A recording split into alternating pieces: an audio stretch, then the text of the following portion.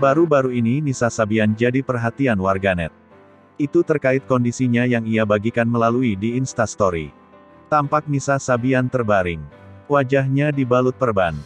Jadi, yang terlihat hanya mata dan bibirnya.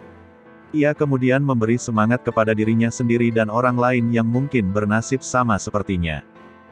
Dengan tatapan sayu Nisa Sabian terlihat mengarahkan matanya ke kamera. Tak banyak yang ditulis Nisa Sabian dalam unggahan ia tersebut. Gadis 22 tahun ini mencoba menguatkan hatinya dan mereka yang senasib dengannya.